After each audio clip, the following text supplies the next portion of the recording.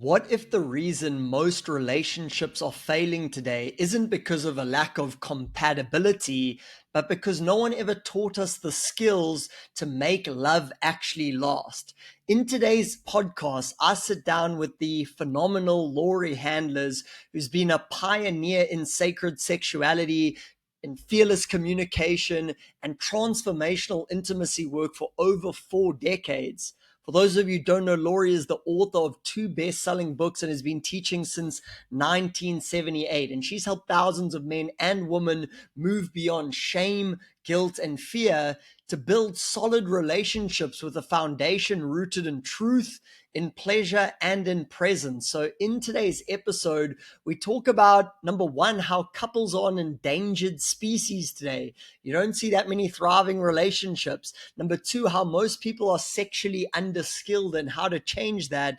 And number three, the deep healing that happens when we start finally telling the truth in and out of the bedroom. So whether you're a man looking to find a sweet feminine woman to build an amazing life with, or you're someone seeking deeper intimacy and honesty in your relationship, this episode is packed with golden nuggets and gems, full of truth, full of fire, and full of heart. Let's dive in. Hi there, and welcome to the Magnetic Man podcast, where we help you men become someone you can be proud of, who attracts a woman you're proud to be with. And I love interviewing interesting guests, fascinating guests who are expert in this field. And we have one of those guests here today, Miss Laurie Handlers. Thank you so much for being here with us. For those of you who don't know Laurie, I want to tell you a little bit about her, and then she will probably tell you more about herself. But she's an author of 2 international selling best books about sex and happiness. What she basically does is help people to transform through pleasure, empowering them to fall not only deeply in love with themselves, but their partners at the same time. And Laurie is an absolute expert in the fields of sexuality, intimacy, relationships, and has taught transformational workshops on these topics, relating from releasing past trauma to fearless communication and sacred sexuality since 1978. So Laurie's been in this field a long time. She's not just popping out of nowhere. And her husband, Michael Gibson, offer relationship coaching workshops and retreats on extraordinary love. I heard Laurie say once, ordinary relationships and ordinary love is everywhere, but extraordinary love and extraordinary relationships, they take a little bit more. And we want to hear a little bit about that bit more today. So Laurie, thanks so much for joining us today. Daniel, thanks so much for having me. That was a great intro. And it feels really good to be here. Yeah. And when you say, my first workshop I taught in 1978 was a workshop for women. It's called Body, Mind, and Spirit for Women. And, yeah, I never looked back. I took some breaks, but I really started doing it a long time ago. So I'm not just, somebody who went to a workshop and I saw a couple of good things and I said, oh, I'm going to do a workshop on the things that I saw them do. Like I've been doing it for a long time. I created a lot of content. Yeah, amazing. And a lot of the people I follow, someone who I really look up to, Pani, I've heard him speak so highly of you. I've seen the podcast you guys have done together. I know you have workshops that you do together.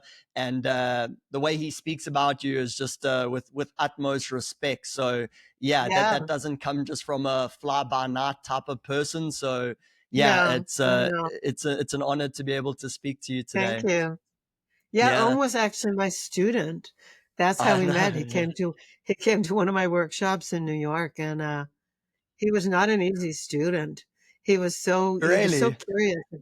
Yeah, he wasn't easy. Sometimes he used to ask me questions, and I would go, "Ouch!" Like, what is what? But we now work together, and it's really. And plus, he gave me away at my wedding. He was like He was the person. He walked me down the aisle. So, yeah, we love each other a lot. Anyway, let's get to the subject. Let's get to the subject at hand. Like, tell me what you want to know. What you're curious. This is a men's program, right? So I'm speaking to mostly men and some women who love those men who might be listening. Exactly, Yeah? that's about right. So most of my audience is men, early 30s, late 30s. I myself am on this journey, and it would be curious. Like, obviously, you have so much mastery in so many areas. That was a tricky thing. I'm like, do we talk about sexuality? Do we talk about relationships? And of course, they fuse in. But yeah, maybe we can angle it through men out there today who are starting relationships. They want to build fulfilling relationships. One of the things that you said I thought was so interesting. You said one of your phrases are couples are an endangered species. And I wonder if you could start, maybe we could start just by unpacking that a little bit and then see where we Yeah. go from there. Yeah. Okay. Consider, first of all, I like to take away fear, shame, and guilt. That's my job on the planet, taking away fear, shame, and guilt. So consider that you all, whoever you are, you took in school algebra, geometry, earth science, social studies, language arts skills, history, whatever the hell else you took in school. Not one thing, not one of those subjects taught you how to be in love. Not one of those subjects adds up to, can I curse on your show? Not one of those Yes, subjects go for adds it. up to shit when it comes to being in love and relating to somebody that you love. What we did get fed was Walt Disney's Cinderella. And so you think you're a guy. So you think if you got a white horse and you find the right foot that needs the glass slipper and she thinks you're it, once you meet the right person and you have the right chemistry, whatever that is, you will live happily ever after. And I call bullshit. Like I say, you you don't you you don't have one skill, you don't have one tool in your tool belt, and you don't have one tool in your toolbox that will enable you to be able to sustain a relationship, because there is no one has any happily ever after skills. Those cartoons didn't teach us anything. So I thought a prince was going to come and ride me off into the sunset, and you thought you were the prince, let's just say. And now Mm-hmm. we're stuck together and we don't know what to do. We know how to have sex, maybe we don't. Like we think we know how to have sex. We don't have those skills either. We were only taught don't get pregnant and don't transmit a communicable STI. But other than that, we weren't taught sex skills either. So we have no skills, but we know algebra. Now, what is algebra? So, I mean, what does that do for our life? We don't have anything that makes a difference. So, so first I take away the shame and the guilt and the blame because, and the fear. Like we were never given skills for the most important part of our life, which is to relate. Yeah. Crazy So when you say it like are an that. endangered couples are an endangered species because they don't have any skills. And by the time they realize they need the skills, um, it's, couples therapy doesn't work very well because it works on therapy. Therapy focuses on the past. What we do, what my husband and I do, is focus on the future. What do you got now? What do you want? And where are you going? We don't care about your past. We don't care unless we have to unravel it. We just spent a weekend with a VIP rescue, like a couple that's been with us for a while. We just did a rescue for them. And we had to unravel a little bit of their past because they were fighting over something that that it was stuck in her past and it was stuck in his past, but it didn't have anything to do with each other. The Wow. thing didn't, there was no question about the love, but the thing that was causing us a split was something she believed about herself and something he believed about himself, and had nothing to do with them. So, yeah, couples are an endangered species. They have no skills. And what do you do? Like, what do you do about that except try and find somebody who gives you some skills that can help you work it out? Almost everything is workable. Almost everything is workable except revenge. Okay, so Michael and I focus on 3 R's: resentment, resistance, and revenge. When there's resentment or resistance in a relationship, it's very workable, still workable. If there's revenge, they might need bigger guns than us. Like, I don't know. I don't know I don't know. Although Michael is being trained now to actually work with that too. But most of it comes from not speaking your truth. So I was telling this to someone today. I used to do a thing in Manhattan when I still lived in New York. I used to do a thing called Men Ask Laurie Anything. And I used to do these evenings. And so a lot of men would come. And I just told this to someone today. A man raised his hand. He goes, should I really tell the truth to my partner? Should I really tell the truth to her? And I said, well, try not telling her the truth and see how that's working for you. Women always know. They may not let on that they know. They may try to fool you or keep a good face, but they always know. They can tell by your energy. Women are in touch with their bodies, so they feel the energy. If you're lying, she feels it in her stomach or in her solar plexus. She knows. She may not confront you. She may not ask you, but don't lie. Like, you might as well face the music and dance if you want to be in love, whatever it is. That's so that's what I said to him. I said, have you tried lying? How'd that work? Like, it doesn't work. You don't want to be living a lie with the person that you love, you know?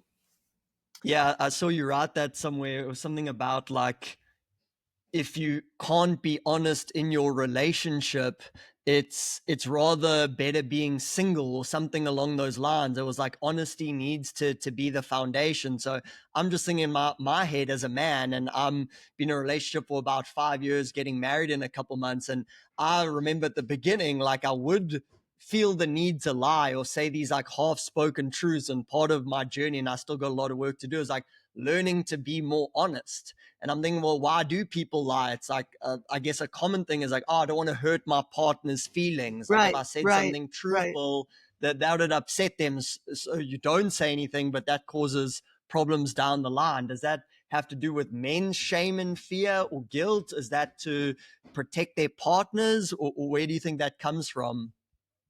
Well, we learn it as kids. Our parents ask us questions like, why did you do that? Well, if you're 2 years old, you don't know why you did it. You just did it. Yeah. Yeah. And so I, I always say to people, don't ask why questions, because people they make up stupid reasons for things because they were taught to do that by their parents who wanted a reasoning. Why did you take the crayons and color on the wall? Why? Because the crayons were there and the wall was there. There's no reason that I did that. And so to have to come up with some justification, then people learn how to lie about that. And then they get afraid. If they got punishment for telling the truth, then they get afraid to tell the truth. And to me, if I'm holding a secret from you, if you're my partner and I'm holding a secret from you, that secret builds a wall. There's a separation. And then my next secret builds another separation. And then my next secret builds another separation. And even if my partner doesn't let on that they know, they feel the separation. Secrets cause separation between people. I always tell people, don't tell me any secrets. I'm not taking it to the grave. I don't want your secrets. I don't Yeah. really live with secrets, and I don't want yours. And I also say I have too big of a mouth, like I'll forget and I'll tell, so don't tell me Mm, any secrets. mm, mm. So yeah, I think that I think honesty is the best policy in finding Michael and I teach people how to say the hardest things to each other Mm, and actually like live, mm. like they survive. And don't die. They say the hardest things and they don't die. We teach people how to actually come clean with everything or all the things that they've been holding that they really needed to say. I didn't like it when you did this. I didn't like this. I didn't like that birthday party. I didn't like this. To say all of it and get through it and live. And then the love Yeah. returns, like the love can flow again, because when there's those things and it causes separation, it's very difficult. Yeah. Yeah. And And is that like one of if the you're major? getting married, Go for it. this is a perfect time for you to speak to me if you're getting married soon. you Yeah. know? Start off on the right foot. Yeah. Yeah. Yeah. So obviously honesty, that's a really big thing. Obviously from the man side, you don't want to be building this wall. What about from the woman's side? I've noticed also like sometimes when you do tell the truth, like it can hurt a woman, and she's almost like resistant to hearing the truth. I don't want to say like she wants to be lied to because I don't think that's true, but there's almost like a part of her that's like, I'd actually prefer not to tell me the truth so I can just go on living that. How do you see it playing out from the woman's side? Well, I think you need the skill. Like I really feel like Mm, you need to build this. You need a skill to be able to say it and clear it. And we teach a few different skills for that, where you clear the whole thing. Like, and I might say something to you like, or I might suggest that you say something like, hey, I have something I need to talk to you about. And it's not easy for me to talk to you about. I need for you to know that it's not going to be an easy conversation. Like, I have a lot of trepidation about telling you this, but I need for you to know that, I really hate your mother, or, I don't mm, know mm, what mm, it mm, is. mm. Um, Something like there are things that it's almost like you can't live with that secret or whatever it is. And yes, I do believe that there are people who seemingly want to be lied to, but ultimately, I don't really believe that about people. Mm, I think that mm. most people have the value of honesty. I think most people want to be squared up. Like they want to feel like the communication is going uh, in openness and breath. Just yeah. I really believe that. I don't know. No one's ever looked at me and said, I'd much rather be loved. I actually knew a couple who the woman said, I don't ask, don't tell. Mm. And you know what? That didn't last. That didn't last. Like eventually the truth comes out. And like, if you can't deal with it, then why did you say don't tell anyway? Yeah, yeah, So I did know yeah, that, I have to say. Yeah. yeah, yeah. Good example. And I guess if this is your primary partner, your person in a lot of ways, like if you can't be fully honest with them, well, who can you be fully honest with? Exactly. Ex- exactly. Then you're not actually being honest with yourself, I think. Mm, And then that begets like, really? You're not honest with yourself? Why is that? I don't know, whatever. I just feel like being an adult means, grow up. You tell the truth. yeah. Yeah. Yeah. It's Now, it there are sounds so ways and there are simple, like ways. you say, but yeah, for a lot of people, no matter the age, whether they're 20 or 40 or 50, I'm sure they feel a lot of resistance to that. Yeah. Well, we kind of have a pretty dishonest, we have a dishonest society, and Mm, I don't know if I think that's kind of a bad thing. I think if more people were honest, then we might be more comfortable in our living. yeah, yeah, Yeah. yeah. There's so many ways we could take this. When you said like our society isn't that honest, obviously an area you have so much mastery and experiences is around obviously sexuality, which obviously is a big part of couples, relationships, those types of things. And obviously this honesty piece of, oh, I hate your mother or something like that. I'm sure this obviously comes up in the bedroom as well, in terms of not being honest about our desires or holding things back. Would you say it plays out in the same way or slightly different in more of a sexual intimate setting? Okay, this is good. So my husband did a study of 300 men and women, and he asked them what percentage of all their times of having sex was a 10 out of 10. So the men said 30%, and the women said 2%. So, okay. So to answer your question, one, someone wasn't telling the truth, or that's like, I feel women aren't telling the truth about how good their partners are. And two, men think they're doing a lot better than they actually are. And men don't talk about it with anybody, and they don't learn from anybody. They think they're learning by watching porn, but porn is not educational. It's entertaining. And so there's no thing that I want to be, there's no way that I want to be a porn star in the bed. Like, I don't want the things that I've seen in porn to necessarily happen to me. Those are nice as fantasies, or maybe not nice, but that's not who I'm relating to. That's not how I want to be related to. So, people don't tell the truth in bed. Mostly women don't tell because they don't want to hurt the man's feelings. Just the same way men don't want to tell the truth about whatever they don't want to tell the truth about. It's the same exact thing. And nobody wins. It's just a big pretense. Yeah. So men think they're doing great. 30%. That's not great anyway, but 30%. But men think they're doing really well. And it's just that the women aren't telling. And they're not telling because they were taught not to hurt the man's feelings. And when we tell men, we've said to men, we have a course for men called Just Add Skill. And men go, I got this. Where did they get this from? What is the this that they got? They don't have this. Men are not that good. I find men to be good lovers if they were lucky enough when they were young to have an older woman be their lover. Otherwise, they suck. They're not good lovers. They're not. I'm sorry, men, whoever you are on this call, face the fact that you don't know what you don't know, and you might as well get some help with that. There used to be a thing called Penthouse Forum.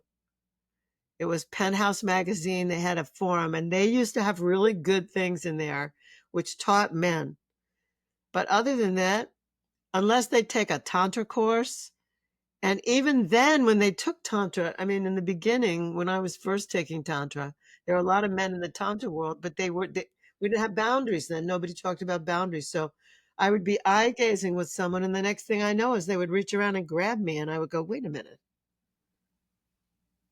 No, but also I thought I was brought up to think that men had to make the first move. And like, I don't think that anymore. Now I want to be communicated with. Um, it's all bad communication. Is what I said to you in the beginning. We weren't taught any skills. Same thing applies here. Sex is just another form of communication, and we don't know how to talk to each other. Michael and I have we call it seduction is a team sport. And we teach people how to communicate before, during, and after sex so that you can actually get better at it. And no one gets hurt. So, Mm. Mm. Yeah, I love it. It seems so simple, and yet no one's doing it, or very small percentage of the population's doing it. And it's almost like you say, it's like, where do we learn these things from? I'm 33 now. When I grew up, it's like, I don't know, like cell phones were just becoming a thing, but it's like, yeah, where do you learn this? It's not like in school they might tell you how to put on a condom or something, and then you like watch porn or something, or watch a movie, and it's just like the blind leading the blind out there. And that's why it's so cool to chat to someone like you, because you've made it your life's work to like what's actually going on and what actually works, and then sharing that, not like an ideology, but just trying to help people win. And I think the world needs Yes. that, and Yes. desperate need of that. Yeah. Yeah. I want people to win. First, you want my vision? I'll tell you my Mm. vision statement. My vision statement, I created it in 1993, and I've lived from it. Like I live into it every day, is women and men dancing in eternal ecstasy on earth now. So I created that vision. I said, this is what I'm going to live for. I wasn't even in this field then. I was at Landmark Education. I created a vision for myself and I just took it. And now it's like living and breathing. Like, I don't want women and men to be at war with each other. I don't want the genders to be at war with each other. I want people to have wonderful relationships. I want people to be able to, if they break up, I want them to be able to break up clean and still love each other, but not want to be together anymore. I want people to be able to dance. I love dancing. I want them to be able to tango and salsa and freestyle and bachata. I don't care. I love it. And I feel like they could do it, but you can't go on the dance floor if you don't have skills. You can't, you don't, if you don't know how to salsa, you can't make it up. You have to do it. So it's the same thing. You would go to dance school, you would go to a lesson to learn how to do it. Why wouldn't you go to a lesson to learn how to do sex or how to communicate with your partner if you love them and that's your most coveted relationship? Yeah. Yeah. And You would you take want golf to, lessons. yeah.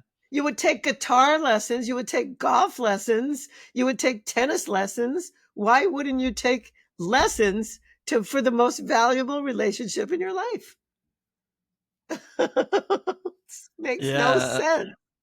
Yeah, absolutely. And I'm sure one of the biggest pieces, I don't know if it's for women as well, but I'm guessing from the men's side, is the first one is like the ego piece. You know, it's like, okay, well, I have to admit I'm not good. And thankfully for me, that's never really been an issue. Like, I even learned kind of like how to talk to women on the street and stuff like that. And that had pros and cons. But it was like, okay, well, I'm admitting that I'm not great at this stuff. Now I want to learn. But it's interesting on the sex part, because again, I think that strikes something a little bit closer to men. And I think sometimes men equate like, I'm speaking from my own experience here, like numbers with how good you are. So if I've been with a lot of women, that must mean I'm good. But since coming into people like your world or Orm's world, it's like, wow, you can still go through a lot of numbers. No one's ever being honest with you. You've never been honest with yourself. Like, you can still suck after all these years, after all these experiences. So I'm curious from Yes, your own side, yes. like, how did you fall into this? Was this always an area of interest for you? Were you one of those women who didn't used to tell the truth about what she was liking in the bedroom? Like, what was the Yeah, tipping point moment for you, if you don't mind sharing? yeah, good. So I was always precocious. I was if my mother and grandmother were always worried about me. They said I was too sexual and I was going to get in trouble. Um, I was very responsible. I might be one of the few people that I know in my life that didn't have an abortion as a means of birth control. That wasn't me. If I was going to have sex, I was going to be responsible. But they were worried about my curiosity and my energy and whatever. So then when I started having sex, I was 18 and I thought, this is it. This is what they told me to wait for. This is horrible. What is this? I was so disappointed. I was like, my first sexual experience was like horrendous. And I said, it's got to be more than this. This can't just be it. So I would say to a guy if I was having sex with him, let's get locked up and do this for like 2 weeks and like go really deep. Let's talk about everything and let's do all this. And men thought, she's cuckoo. This woman is crazy. What does she want to talk about? And so nothing, so it was just, I was having mediocre experiences. I had loads of sex drive, but I was having really mediocre experiences. And it wasn't until 1986 that I read, there was no internet. I read an article on a Tantra teacher named Margot Anand. And it was in the Yoga Journal, which got delivered to my apartment in Boston, Massachusetts. And I got, like, in this magazine, I probably still have it in this file cabinet back here. Like, I read this article and it talked about sacred sexuality and the depth of spirituality connected to sexuality. And I went, oh my God, this is what I've been looking for. All this time, I've been looking for this. So I didn't know how to find it. There was no address in the article. So I had to wait another 10 years. In 1996, I took my first Tantra course. And on day one, I said, this is it. This is my life. From today on, this is my life. Like, I just knew it. Day one was so amazing. So I started studying Tantra about 4 years. 1996, about 2000 is when I I had a falling out with my teacher, and I said, well, you know what? I'm going to teach. I'm going on my own. And my partner at the time and I went on our own. We named my business Butterfly Workshops. And I had been a big player in Landmark Education, the Landmark Forum and all. So all those people that are all in here, they're all in their head. They all said, I'll have what she's having. I'm going to come do what she's doing. So from Florida to New Hampshire, the whole East Coast of the United States, all these people that knew me in another context came to Washington, D.C., where I lived, and they came to my classes. And like, I was like instantly successful. And then I wrote the first book, and I just became, when I started, there might have been like 5 or 6 big names in Tantra. Nobody knew what Tantra was, but there were like 5 or 6 names. And then there was this other rung of people, maybe 10 of us, that started to come up. And I got known. I never looked back. I started teaching in my house, and then I started teaching in London. So then I went over to Britain. I started teaching in London. And so then I was like this. And it just, yeah.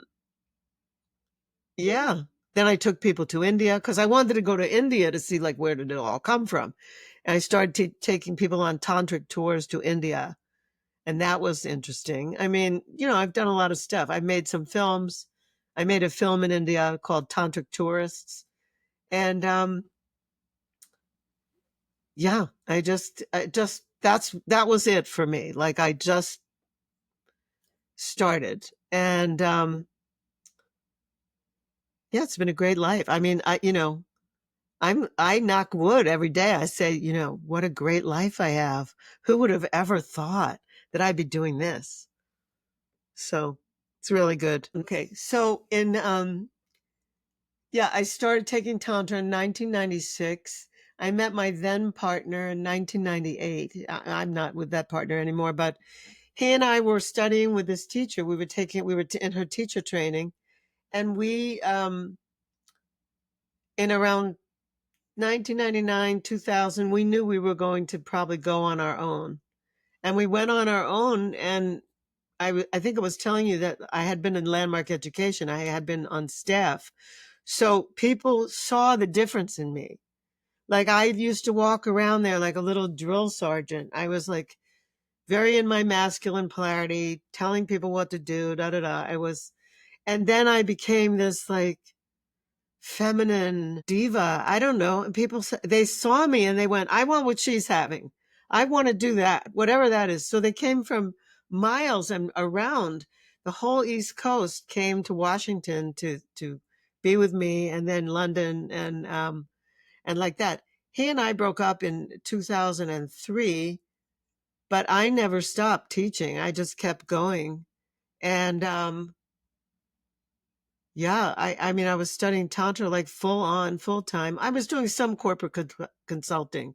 Like I'm also a communications expert, so I do that. But really, I was just doing Tantra.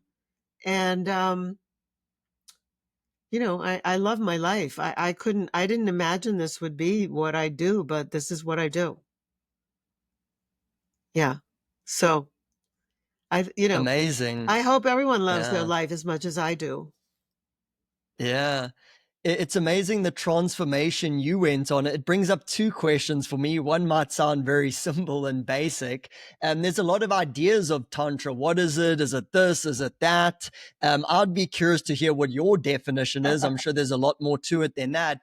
And then also like your transformation from maybe being more in your masculine and a bit more closed down to then just totally opening up. I'm curious, like, and you must see this a lot when clients work with you, the transformation from when they come in and lying to themselves or their partner and very restricted. And then after work, whether it's sexuality work or just even communications work, and then like how they come out on the other side more expansive. So there's kind of two questions in there. I'd Yeah. love to hear your thoughts on that. Yeah. Well, I mean, I grew up in New York. I didn't grow up in the city. I grew up in a suburb of New York, but New York is a pretty fast paced, kind of a rough environment to make it in, to survive. I'm not that tall. I don't know. You sound like you're South African, so you probably go in meters, but I go in feet. So I'm 5'1". I'm 52 inches, whatever that means, or 51 inches. Um, I'm short, but I got this big mouth. So that's how I survived, in the New York environment. So I'm used to my father wasn't a protector, so I'm in the absence of the masculine, the feminine will do both. So I became like a tough cookie even though I'm little. So so Landmark is a masculine environment. It was perfect for me. I loved it. I was like so heady and wonderful. And then my body broke down. I was on staff and my body wasn't sustaining the amount of pressure that was on me. And so when I left Landmark in 1996, someone called me and said there's a Tantra class in Silver Spring, Maryland, very close to Washington, D.C. And I went, I'm going. And in the second level of that course, in the second level course, I discovered my feminine. Like I discovered that I was a goddess, that this is my temple, and that I don't have to let anything in my temple that I don't want in my temple. And also that my first puja, that's a ritual that we do. In my first puja, men kissed my feet and kissed my belly. I went to each one of their stations and they kissed my feet and they kissed my belly. I cried. No, nothing could have prepared me for that.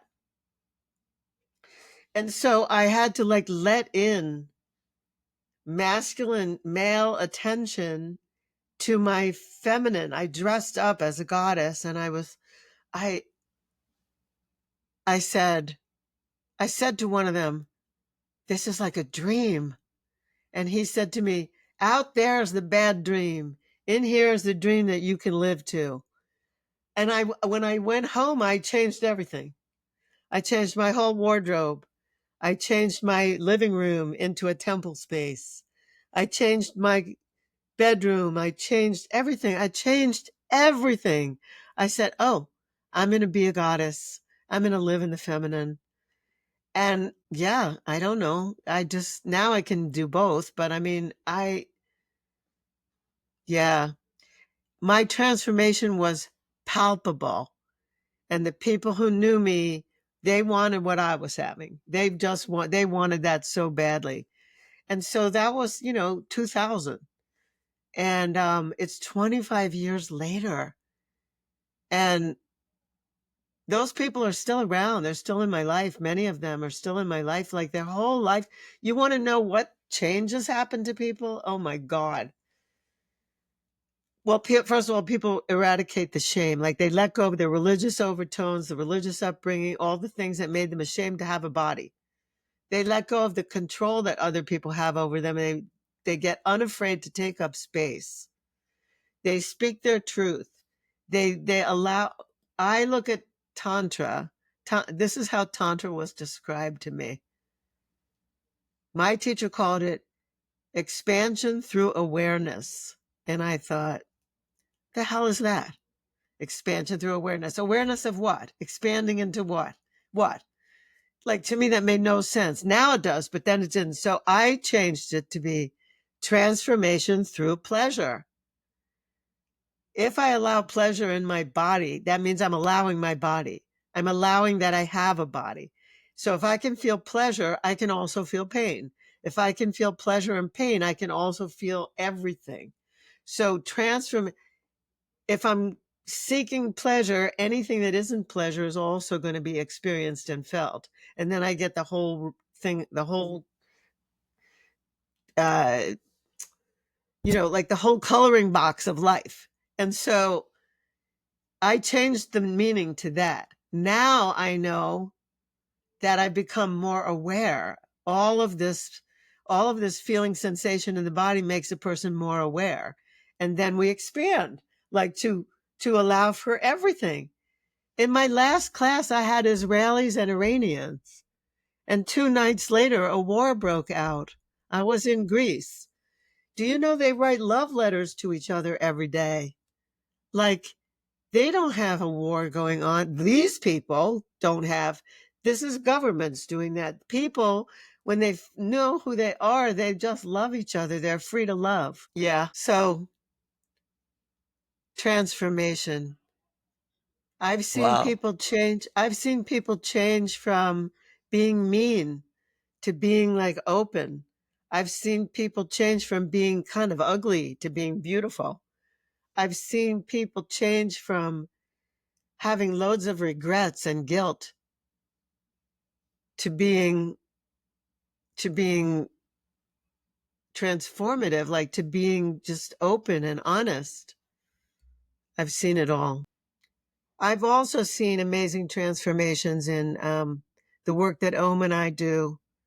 We had a woman once who was Chinese, and she was born during the era when China was killing off female infants, fetuses. Like if someone was having a female, they were supposed to abort. They only wanted boy children. And so she grew up with a message, I guess, from her parents that was like, you don't deserve to live, And so Om and I did one of our magical things with her. It was called a humiliation puja. And we tell someone to give the other person their prompt. And then they give them the prompt back. And then they either cry, laugh, they do whatever they do. So she gave the prompt, you don't deserve to live. You shouldn't be here. And so that prompt broke her down, but it also, she got to the bottom of it. And then the next time I saw her, she walked to Ohm's place, red lipstick, man in tow, very, like before that, she had been very, you'd miss her if you didn't really look. This time she was like, and I said, are you? And she said, yeah, I'm me. I said, you look so different from the last time I saw you. And she said, yeah, of course. She said, like, my whole life changed, So I've been very fortunate, very privileged to be able to see people go from feeling so insecure, feeling like so nothing, to to something. I had in a couple of classes ago, I had, it was here in Arizona. I had two or three people who had been sex trafficked as youngsters, and they didn't feel very good about themselves, or like they felt like they deserved to live. Their sex had been stolen from them. before they were even of age to want to share it. And they transformed before my very eyes. They claimed their power. I mean, a lot of our power exists in what's called the lower chakras. So I've seen miracles. And in couples, oh my God. Um, I have a dear friend who wrote the book, The Complete Idiot's Guide to Tantric Sex. Her name is Dr. Judy Koriansky. I'm in the book and she wrote the book. Anyway, she was at my wedding and she said, "So what are you doing now? Like, what are you and Michael doing?" And I said, "Oh, Judy, you see that couple over there? We saved their marriage. See that couple over there? We saved their marriage. See that couple? They're together because they studied with us. You see that?" It was just like one after the other after the other. And she just was like, "Oh, Laurie, it's so rewarding." you know? It's so cool. I know a word you've mentioned a lot during this podcast is the word skills. You know, it's like you can learn these things, you can improve. And just on one of the points you mentioned earlier, what I found so fascinating since I came into Orm's world and seen the work that you do is like, obviously there's a pleasure element to like sexuality and it feels good, but I wasn't really aware of almost like the healing element, like how healing it can be to be involved in the space in a conscious way. And from hearing what the transformations you've helped people and some of the work Om's done, I'm like, wow, it's not just like learn a couple kinky things in the bedroom. That might be a part of it, but it's like deep work that gets to some of the issues that some other types of healings may not be able to get to. And I just found that fascinating. You're so right, Daniel.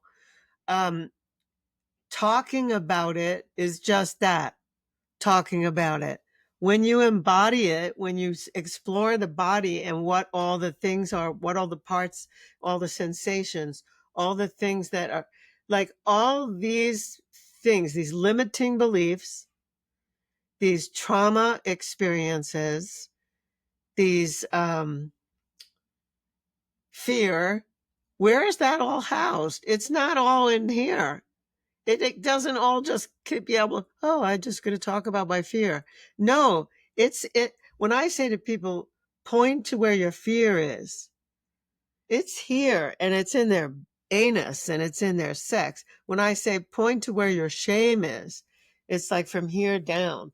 When I say point to where, so to just be able to talk about it like in talk therapy, like, I don't know, that never did it for me. Like I had so much anger and my therapists were afraid of me, and then in Tantra, I got to express all my anger in emotional clearing. And once I expressed it all, like I couldn't find it anymore. It didn't own me anymore. It didn't have me anymore. So yes, what you're saying, skills and practices, and you have to use them. You have to use skills and you have to use practices, and it takes a consciousness. And that's expansion through awareness. Like, yes, I'm going to expand because I'm going to use the skills and practices that I learned instead of forget about them when I'm in a pinch. Muscle Yeah. doesn't make it all the way through everything. Yes, amazing. And Laurie, you've got so much things happening. You've got Tantra meets BDSM. I know you have an upcoming workshop in Phoenix in the next couple of weeks. I think it's maybe next week, Living in Ecstasy. Yeah. If you could please just tell our audience a little bit about where they can reach out to you, if they can join your workshops, it's best to look on your website or your social media. We'll put all your links Great. under the podcast, but I'd love to just hear from you where people can get in touch and learn more about Laurie and your work and your coaching. Well, let me say I have things that are online and I have things that are in person. And I also have my 2 books, which are now both on Audible. So I have the books that they can order, like Do from you have the Amazon. books? Can we Yeah. see them? Yeah. This is my first book, Sex and Happiness. There's too much. The Tantric Laws of Intimacy. And this book demystifies Tantra. Doesn't have a lot of Sanskrit in it. It's just for like an English speaking or a translated audience. The This, Western version. yeah, this is my newest book, Sex and Happiness. It gets better with age. Some people say that those are not 50-year-old legs, but they are. Nice. So this one is for, it's a different set of rules. Like older people, when they turn 50 and over 50, like all of a sudden they're invisible. So this book is for being sexy and powerful and having a voice, etc. when you're older. So that's 10 laws. This is 7 laws. So they're both now on Audible. So if someone doesn't want to carry a book around, they can listen to it, and it's me reading it. I'm getting it right after this podcast, just saying Thank that. you. We'll start with the first one. You're young enough. Okay. Start with the first one. Yeah. So I have online courses and I have in-person courses. So they can go to my website, lauriehandlers.com, and they'll find out about whatever. I have a portal, a membership portal where they can get all my films. I have 15 years of podcasts, believe it or not. I don't podcast anymore, but I podcasted before it was in fashion. And I interviewed everyone in the sex world.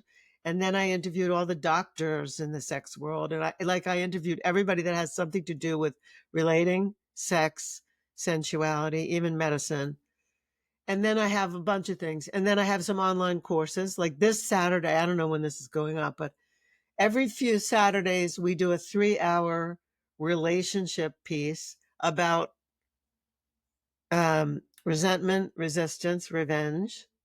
So I'm saying this to you because you might want to come on. It might be a weird time for you, but and You then can I have, also join it online. yeah, you can join online. Yeah. And then I'll send you the link. And then I have in-person courses. So this in July 17th to the 20th, I have my Living in Ecstasy course, which I'm finally bringing back. That's my 2 Tantra courses put together, which is what I was teaching all those years. These days, my life, I've been teaching mostly, I've been facilitating ISTA, International School of Temple Arts, which we didn't get into, but it's a whole other thing. And that's a week-long course, and I've taught it all over the world. I've taught it in probably 25 countries. So yeah, it's all good. They can find out everything at my website. And Cool. and I have tons of material that people can just, if they're brand new, don't worry, everyone started somewhere. If you're brand new, just dive in, take 1 month for free on my portal and start to look around and say like, oh my God, there's so much information here. And then stay with me because it's not expensive. Stay with me, especially if you're far away. And if you're close by, if you're in the States or something, then come. Awesome. Most of my audience is in the States, so we'll definitely drop the links to all the events that you have going on. I think you've also got a Tantra meets BDSM happening in the Dominican In Republic February. early next In year. February. Yes. And in December, I have a Extraordinary Lovers for couples and singles.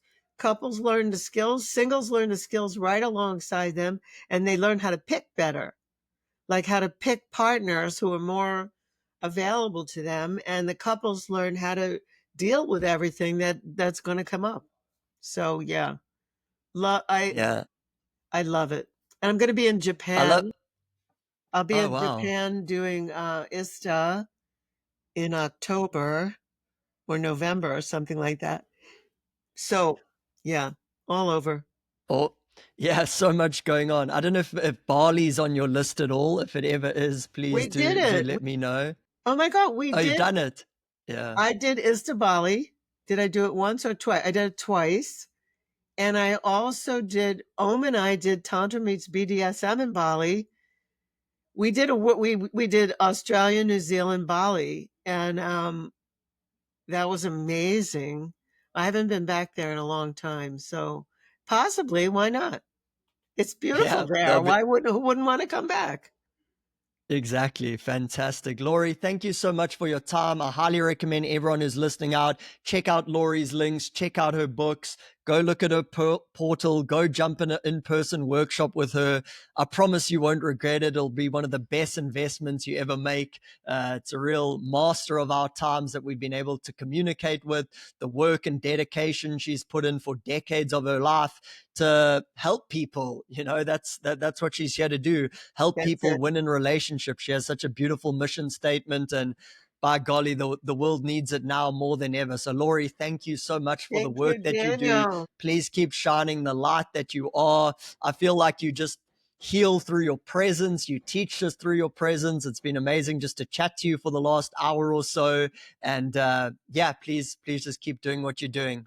Thank you so much. Thank you. Yeah. Namaste. Yeah.